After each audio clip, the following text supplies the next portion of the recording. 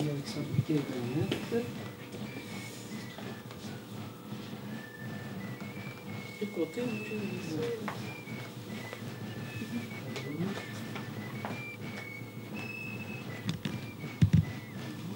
ok.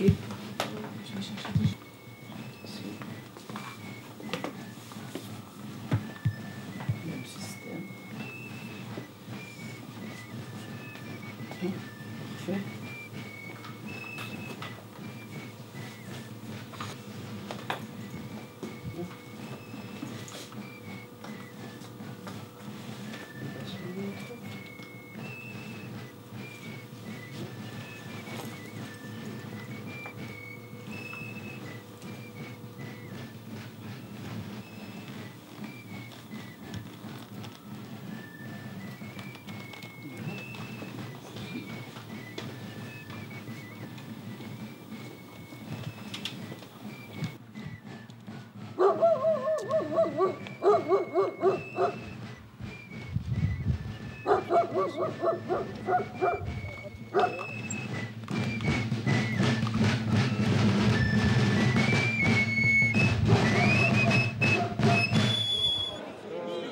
Ce même rituel de l'habillement, après un réveil plus que matinal, ils sont des centaines de Fossois à l'accomplir tous les 7 ans, le dernier dimanche de septembre.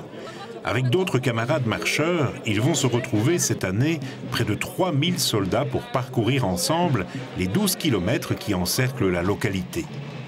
Ensemble, ils vont perpétuer le souvenir de Feuillin en marchant dans les traces laissées par le saint patron de la ville. Tout à Fos évoque le souvenir de Nosbonvi Saint-Fouillin. Au 7e siècle, ce moine irlandais fuyant les persécutions rejoignit Gertrude, abbesse de Nivelles, qui l'invita bientôt à fonder une abbaye à Fos, dans la vallée de la Bième.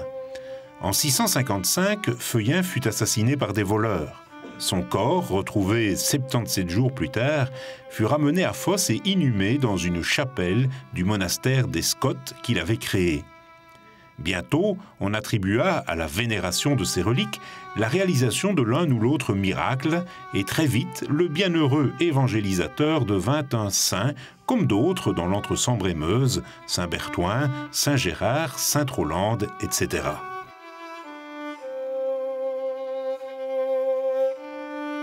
Donc, le centre de la procession, ce sont bien les restes de Saint-Feuillin, contenus dans un magnifique buste reliquaire datant des XVIe et XVIIe siècles, et une somptueuse châsse conçue, elle, en 1802.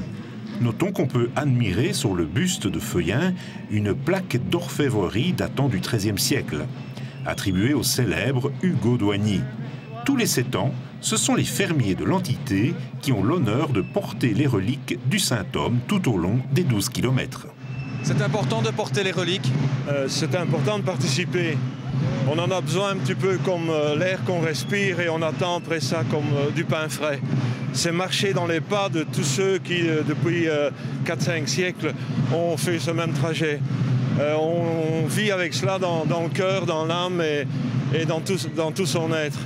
C'est important. Et en même temps, on redécouvre le village auquel on est attaché, on retrouve ses racines. Alors, cette fin de siècle, c'est important. Alors, une chose également importante, c'est le fait que ce sont des fermiers ou des personnes d'origine agricole. Absolument. Donc, moi, je suis fils de fermier, je cultive encore mon jardin, mais effectivement, ce sont toujours les fermiers qui ont porté la chasse et les reliques.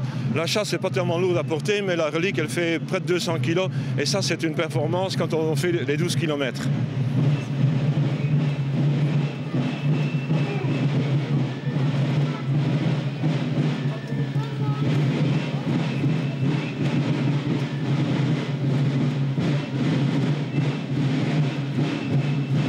En avant donc sur les pas de Saint-Feuillin. Bien avant la présence des soldats, une procession était déjà attestée au XVIe siècle. Ce serait en 1635, après une épidémie de peste, qu'on aurait décidé le caractère septennal de la manifestation. L'itinéraire immuable du parcours traverse toutes les campagnes. Les Fossois espèrent ainsi attirer sur leurs terres un temps clément et propice aux bonnes récoltes. Les Fossois vivent donc au rythme de la Saint-Feuillin. L'événement n'arrivant qu'une fois tous les 7 ans, inutile de préciser qu'il a été minutieusement préparé. Depuis des mois, à Fos, l'état-major organise. Et les dernières semaines qui précèdent, on astique, on peaufine. De la collégiale au magasin, en passant par la poste où les restaurateurs, chacun veut en être.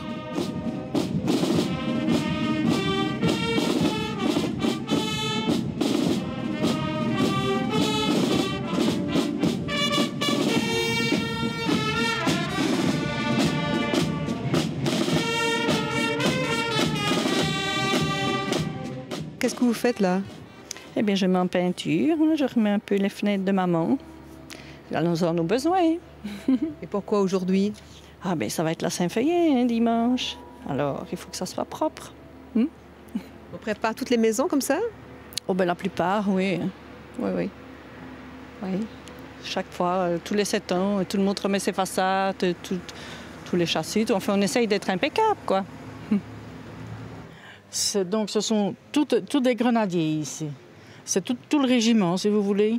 Il y a le tambour-major, les tambours, alors Napoléon, les officiers, et puis après ça, ce sont les grenadiers même. Ils ont même un canon.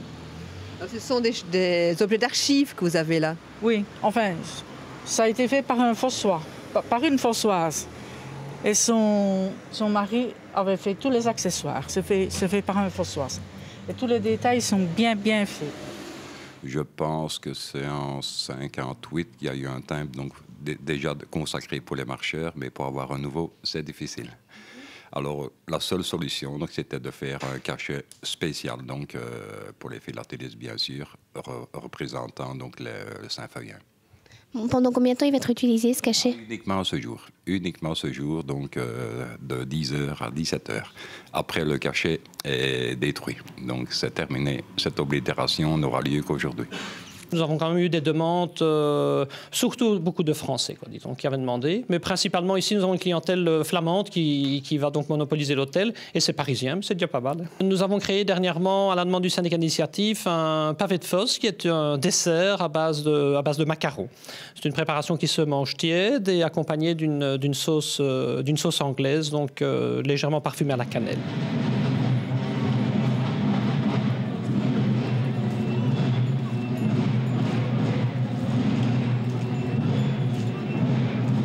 Tous ces marcheurs revêtus de costumes militaires chamarrés évoquent les armées européennes ou étrangères du XIXe siècle. Ils sont venus encadrer la procession des reliques au lendemain de la Révolution française. Qu'ils appartiennent aux grenadiers, mamelouks, congolais ou autres tirailleurs, les marcheurs ont eux aussi préparé leur Saint-Feuillet de longue date. Réunion des compagnies pour prévoir l'ordonnance et l'intendance, désignation des grades avec la cérémonie du bris de glace, tout officier devant au moins payer une tournée générale, confection du costume ou épargne pour sa location.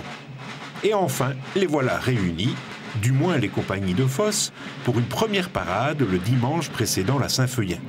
Les tambours se mettent à résonner, c'est la bénédiction des armes dans la collégiale et un premier défilé dans les petites rues de la cité des Chinelles, une répétition générale.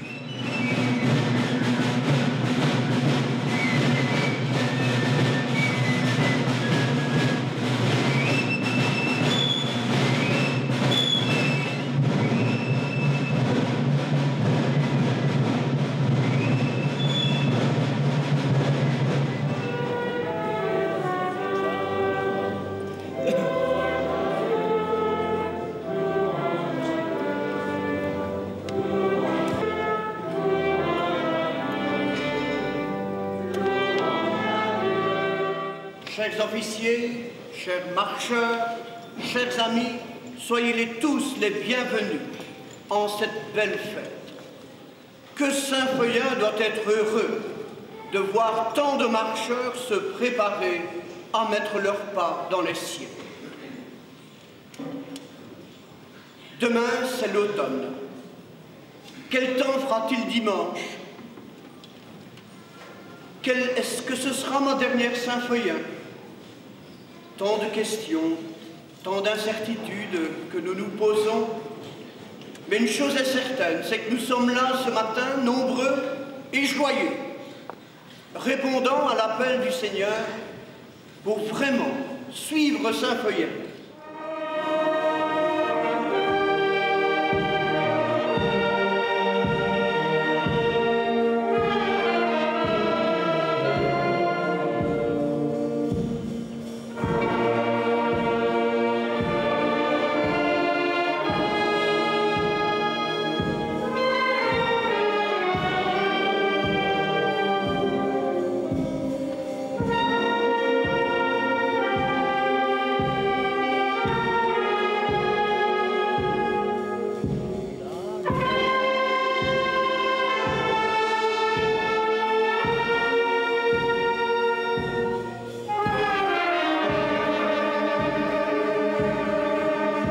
Saint-Feuillin, c'est avant tout une procession religieuse, c'est important de le rappeler. Oui, c'est l'origine. Donc toute escorte militaire avec les honneurs vient du fait que c'était d'abord une procession religieuse où on transportait les reliques de Saint-Feuillin à travers la campagne. Jadis, ça durait même parfois des jours et des semaines. C'était un peu comme Saint-Jacques de Compostelle, hein, des grands pèlerinages, quoi. Comment expliquer cette ferveur de la part des Fossois? Ben, j'en suis le premier étonné parce que c'est la première fois que je la vis, mais ça fait plus d'1 an que tout ça se mobilise et je suis émerveillé de voir l'enthousiasme des gens, tous ceux qui travaillent dans l'ombre bien sûr, mais aussi tous ceux qui se dévouent. Je pense rien qu'aux fermiers qui vont porter ces reliques très lourdes et ça se fait avec beaucoup de foi, beaucoup de ferveur. C'est important en fait la Saint-Feuillin parce qu'on parle justement de la perte de sens. Ici on trouve que vraiment il y a du sens. Oui, moi je crois que c'est une chance pour toute marche d'ailleurs de retrouver le pourquoi on marche. Dans un monde comme celui d'aujourd'hui, on ne sait plus ce qu'on fait et pourquoi on le fait. Je crois qu'il est bon de retrouver ses racines. Et ici, en tout cas, je crois qu'à Fos, on les a maintenus autour de M. Follien, comme on dit. Hein, c'est lui qui est à la vedette, quoi, je dirais. Vous l'avez compris, que ce soit le doyen de la paroisse ou n'importe quel fossois, chacun insiste sur le caractère recueilli de la Saint-Feuillin. Retrouver ses racines, c'est aussi se souvenir des anciens, et notamment de ceux qui ont sacrifié leur vie pour la patrie. C'est pour eux que le samedi soir, veille du grand jour, les tambours grondent à nouveau. Petite marche au flambeau, salut aux morts, fervent et authentique, même si les costumes de parade ont été laissés à la maison à l'abri des intempéries.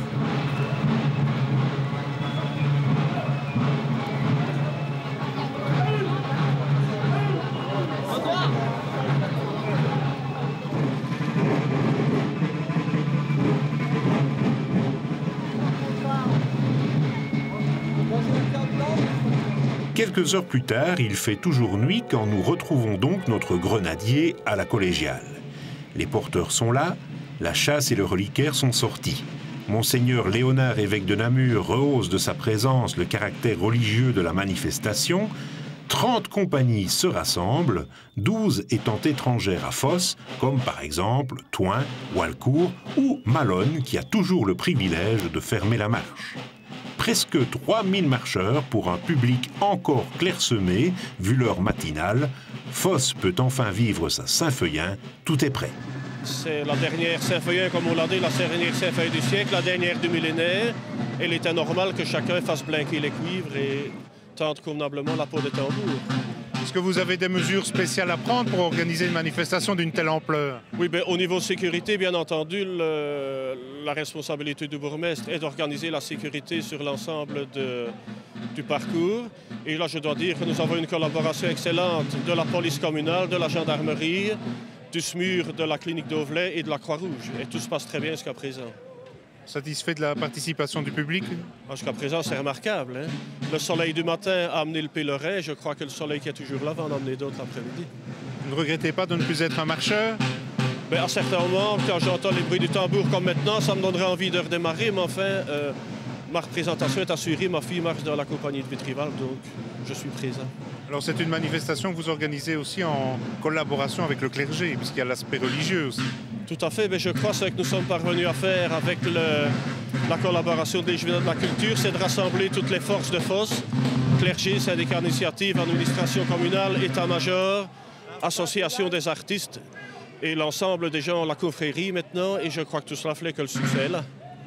Est-ce que vous croyez que l'aspect religieux a encore une importance dans la manifestation? Mais je pense parce qu'il y a toujours cette ferveur qui anime tous les marcheurs, qu'ils soient croyants ou incroyants, mais il y a quand même là une marche à l'attention d'un saint, la Saint-Remy en Évremont, la Saint-Pierre à Vitrival, la Saint-Gertrude, Sainte-Gertrude à Leroux et ici la Saint-Feuillin pour l'ensemble de l'entité.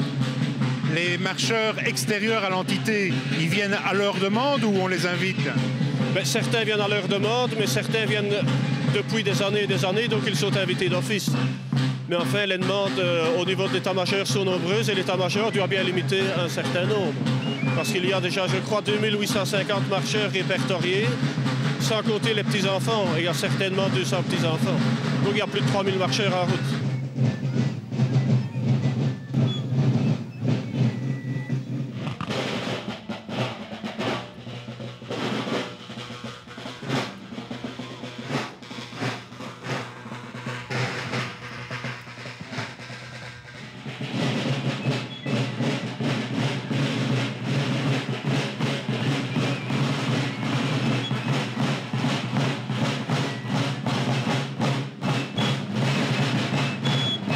La masse des marcheurs est telle qu'autant dire que les derniers partis ne verront jamais les premiers. Il est 9 h, de nombreuses compagnies ont rejoint les champs de Poach. Le moment est venu d'organiser le premier bataillon au carré. La prairie est grande, elle permet les chevauchées. Prière, recueillement, mais ensuite, chargez armes, fusils, canons, ça va faire du bruit, feu.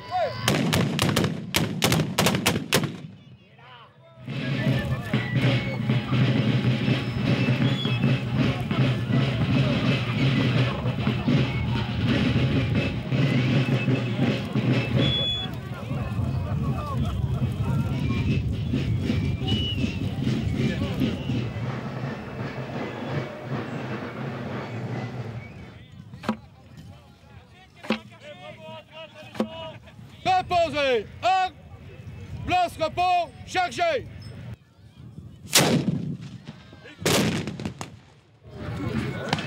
Il fait chaud à ce en bois. C'est toi, Seigneur, notre unité, Jésus ressuscité.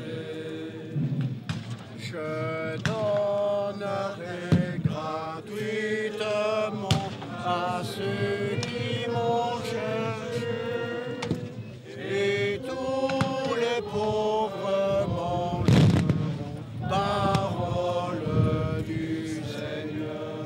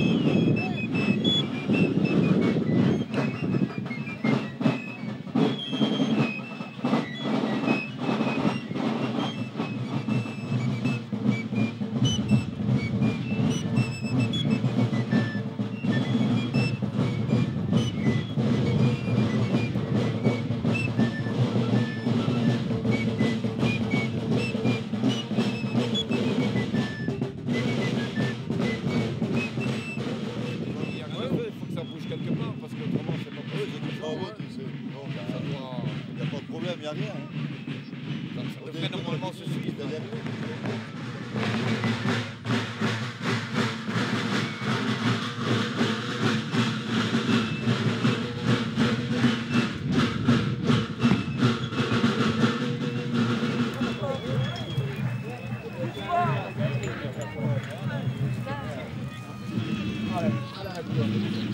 Et puis, la petite goutte, bien sûr, ça requinque et la journée sera longue. Le public, lui, commence à arriver.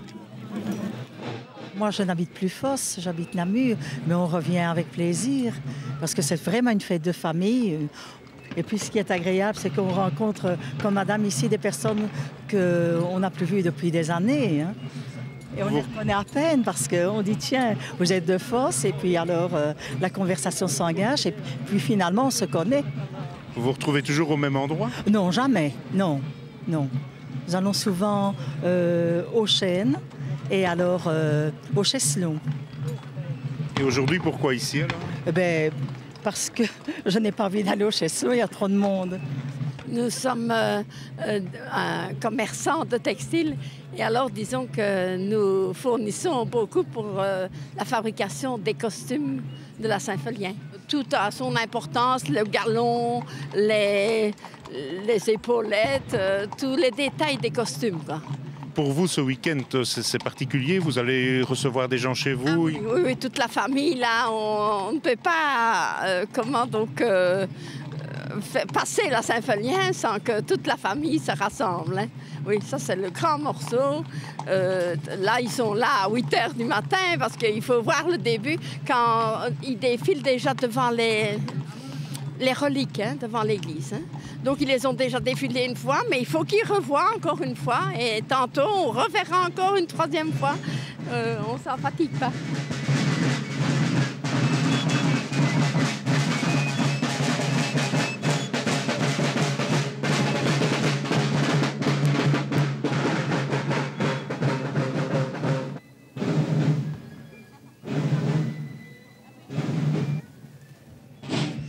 Bonjour, on peut vous demander ce que vous transportez dans vos paniers?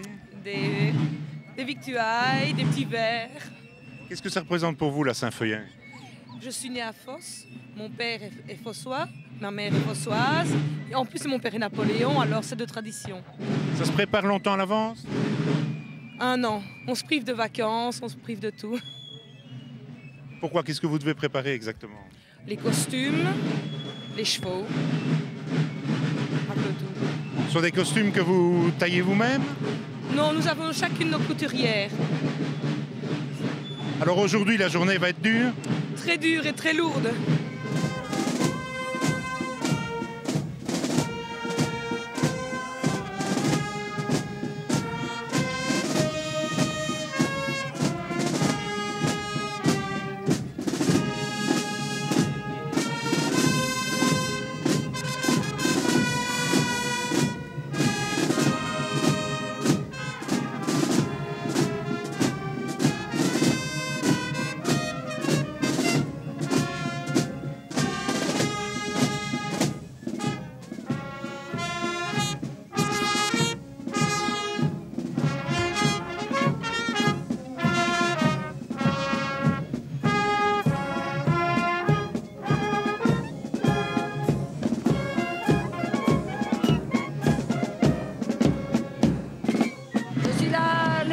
Président de la musique des volontaires. Et comme c'est tous les 7 ans, c'est très important et très fatigant pour les épouses. Pourquoi? Expliquez-nous un petit peu ce que vous devez faire aujourd'hui, par exemple. Aujourd'hui, nous sommes peut-être 10, 15 pour dîner. Alors, les hommes nous lâchent, alors les épouses sont tous sur le dos. Voilà. Donc, vous allez bientôt rentrer chez vous pour préparer le dîner, alors? Oui, j'habite juste dans la petite rue ici, alors c'est très facile. Oui. Oui. Mais c'est avec plaisir, nous faisons avec plaisir tous les 7 ans. Alors, la femme de président, on a jusque-là quand... Mais alors, on a la chance d'avoir un magnifique spectacle. Alors, on oublie toutes les fatigues et comme j'ai 63 ans, j'en ai vu pas mal déjà aussi. Alors, finalement, vous n'êtes pas seul là-dedans. On se retrouve, on travaille beaucoup ensemble. Les amis, la porte est ouverte à tout. J'invite personne et j'ai tout le monde. Oui, et c'était un grand plaisir de recevoir. Surtout quand la cérémonie est finie, on se retrouve tous à la maison jusqu'à les heures, ça. Donc c'est fatigant, mais c'est quand même un grand événement pour vous. C'est fatigant, surtout que j'avais 2 costumes, celui de ma fille et de son amie, à faire. Donc, hein, je les ai confectionnés personnellement. Ça a été un boulot monstre, oui. Donc, dans la musique des volontaires, oui, oui. C'est ça, on dit aussi que pour ceux qui y participent, ce n'est pas seulement un investissement en temps, mais aussi de l'investissement en argent. Oh là, il ne faut pas compter. Il ne faut pas compter. Même après, il ne faut pas compter, parce que, oui. Mais c'est incroyable, parce que tous les 7 ans, ça revient, et on dit, oh, on ne fera plus tant, on ne fera plus tant. Et on fait encore autant, c'est pas plus. Poursuivant le tour de la localité, les marcheurs se rejoignent pour un 2e bataillon au carré près de la ferme du Chêne, avant que chaque compagnie ne regagne le centre de fosse pour le bivouac bien mérité.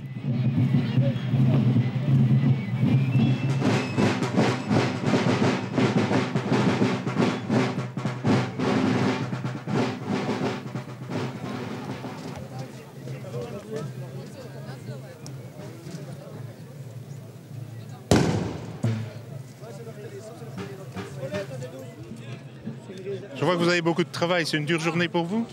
Non, c'est gai, c'est amusant. Hein. C'est votre première Saint-Feuillin? Ah oui, c'est la première. Qu'est-ce qu'on fait pour devenir cantinière? Je sais pas, c'est naturel. Enfin, on s'inscrit à la marche et voilà, je sais Oui, pas. mais on vous a sollicité ou vous avez envie de devenir... Dans cette famille, enfin, mon papa, mon grand-père marchent, donc j'ai eu envie de marcher, j'ai marché, voilà. Alors vous êtes une cantinière attachée à la compagnie ou bien parce qu'on m'a dit que parfois les cantinières soumissionnaient pour pouvoir être sur une marche? Ah non, ici je suis toujours dans la même compagnie, dans mon même peloton et je suis toujours la compagnie. Ouais. Il y a beaucoup de sorties chaque année? Non. Ici, pour moi, c'est la première fois que je vais ailleurs que dans mon patelin. Donc sinon, c'est le 3e dimanche de mai à Thoin. Et alors ici, c'est la première fois, il faut se laver. Est-ce que vous leur donnez autant de gouttes qu'ils en demandent? Ah non, ça, c'est l'officier qui dit une certaine quantité. Donc c'est lui qui décide quand vous devez mettre une tournée? Oui, parce qu'à un certain moment, il faut arrêter ou on peut en remettre parce que... En fait, ils ne payent pas les gouttes alors? Ah non, c'est pas eux qui payent les gouttes. Ils peuvent en payer, mais les hommes aussi payent les gouttes. Et vous en vendez au public aussi? Oui, on peut en vendre au public. Ouais, ça marche assez bien d'ailleurs. Ça réchauffe. Merci. Non, lui, il n'en veut pas, il n'en veut pas, il n'en veut pas.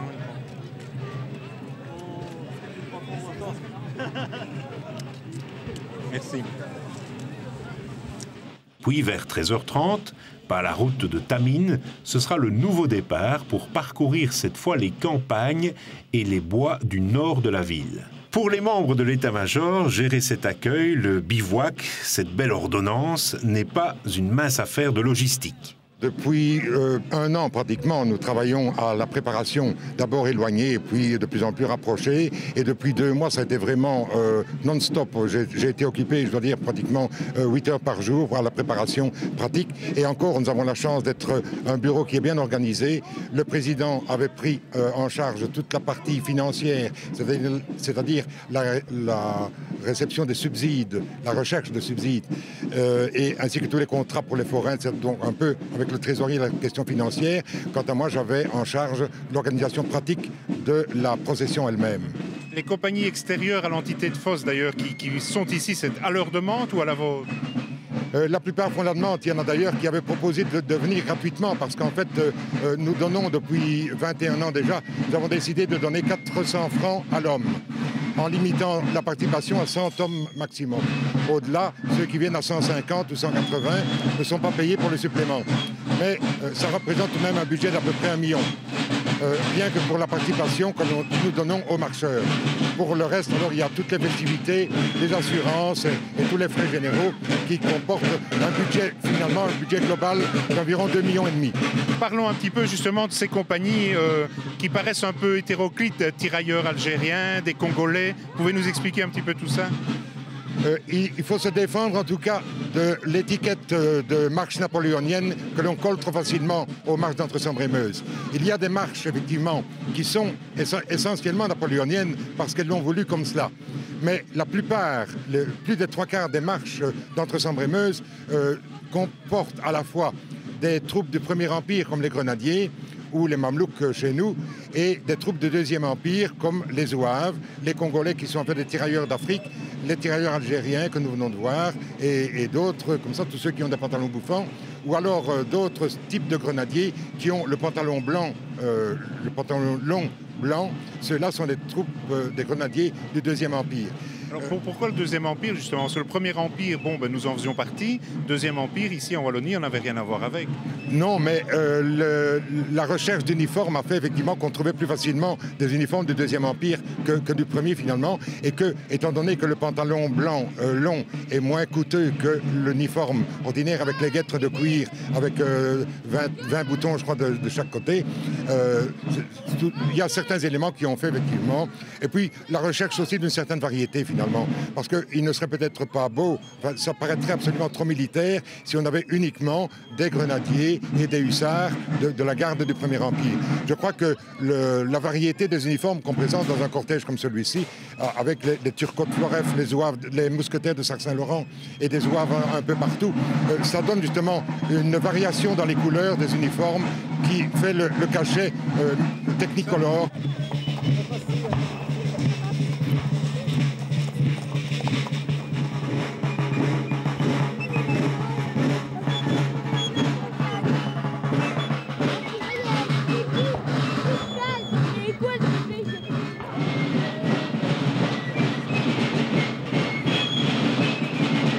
À travers bois et champs, Saint-Feuillin parvient vers 15 h à la ferme de la Folie. Pour les fermiers, porteurs de la chasse et des reliques, c'est l'occasion de retrouvailles.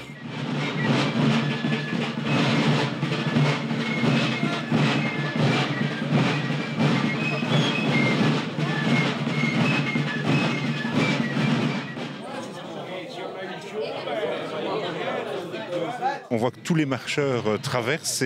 C'est vous qui l'avez souhaité ou c'est une tradition qui remonte à toujours? Oui, c'est une tradition qui remonte à toujours. Oui. Je ne sais même pas pourquoi les marcheurs passent dans notre cour. Et alors, chaque fois, la Saint-Feuillin, pour vous, c'est une fameuse manifestation? C'est une grosse préparation. Oui, déjà les terrains, parce que tous les bataillons carrés ont lieu sur nos terres. Donc on doit déjà penser l'année avant à ne pas semer des betteraves ou du maïs pour que les marcheurs puissent passer. Donc il faut déjà songer 1 an à l'avance. Et alors la ferme, on en profite pour reblanchir et puis pour mettre en couleur et préparer une ferme accueillante pour les marcheurs. Et pas seulement pour les marcheurs, puisque je vois que votre salon est rempli là. Oui, pour les visiteurs aussi. Tout le monde aime bien venir manger un morceau de gâteau et ça nous fait plaisir d'offrir une tasse de café aux gens. Et vous avez des membres de votre famille qui participent? On a toute la famille qui est ici et qui vient aussi chaque fois. C'est une tradition. Pendant ce temps, les marcheurs prennent aussi un peu de repos. Regroupement dans les prés proches de la ferme. Chacun fourbit ses armes et reprend des forces. Quelques 200 mètres plus bas, près de la chaussée de Namur, les spectateurs se pressent par milliers sans voir les marcheurs. Car c'est ici que va se dérouler la partie la plus spectaculaire de la journée.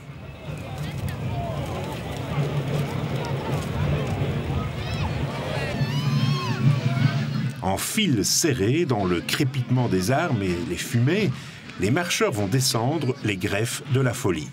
Pas de charge, masse impressionnante, vacarme, chatoiement des couleurs, personne ne reste insensible.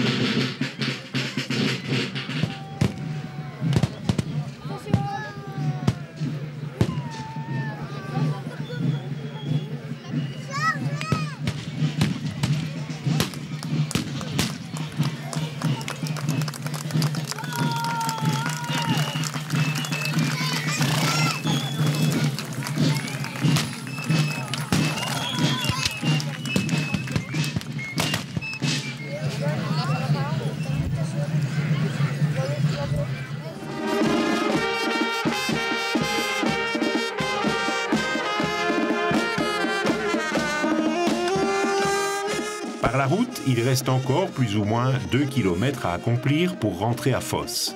Passage devant la tribune officielle. La journée fut longue, mais n'est pas encore terminée.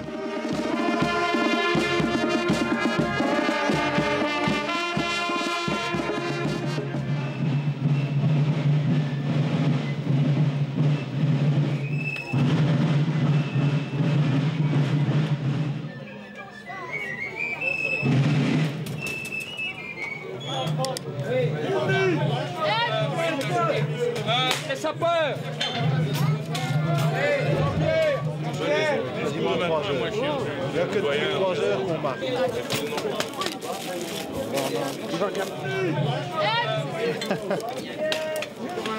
Amour, a dit le voyage.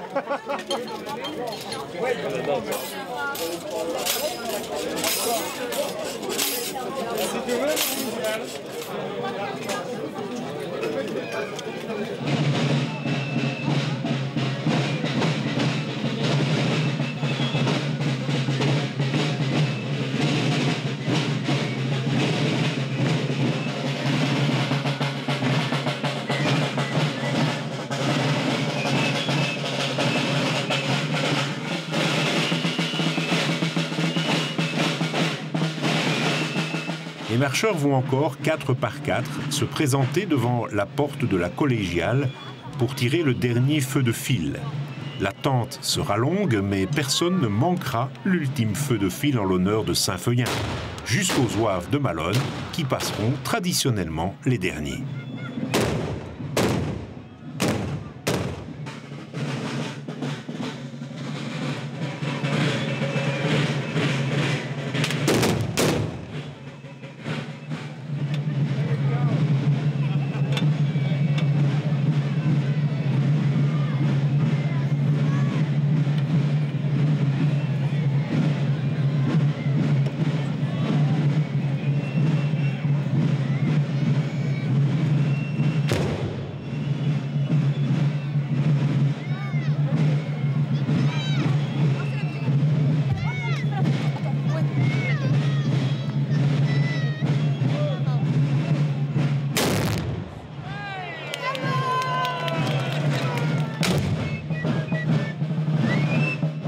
Pendant que les coups de feu font trembler les oreilles de Feuillin, certains qui ont terminé pensent déjà au programme des jours futurs, cérémonie officielle ou les tchotchos du mercredi.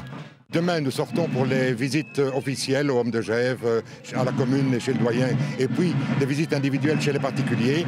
Et mardi, on sort encore. Mercredi, ce sera alors les tchotchos, mais la plupart des tchotchos sont dans des marcheurs d'aujourd'hui. Ils n'en ont pas encore assez. Ils n'en ont pas encore assez. Et alors dimanche, ce sera la remise des médailles, avec aussi une grande sortie. Il y aura une médaille pour vous cette année? La 10e Saint-Feuillin. Félicitations. Merci.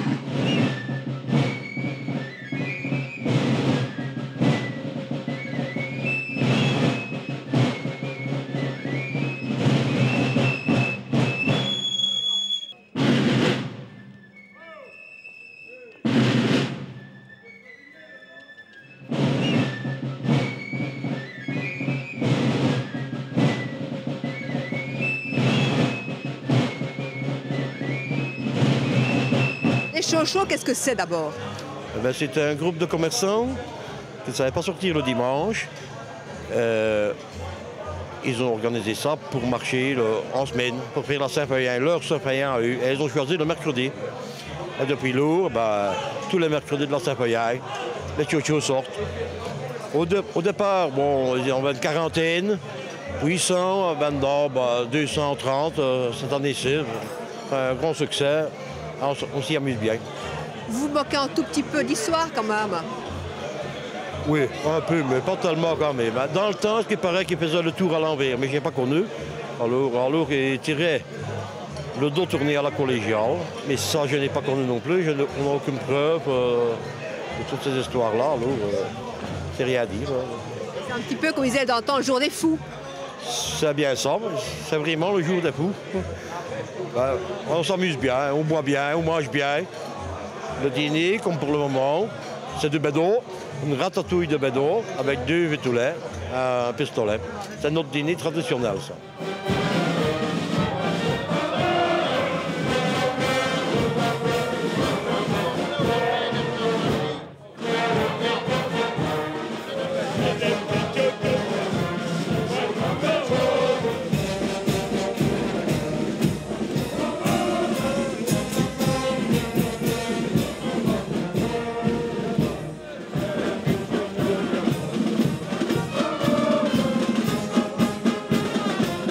ça, ce sera pour l'amusement. C'est pour plus tard.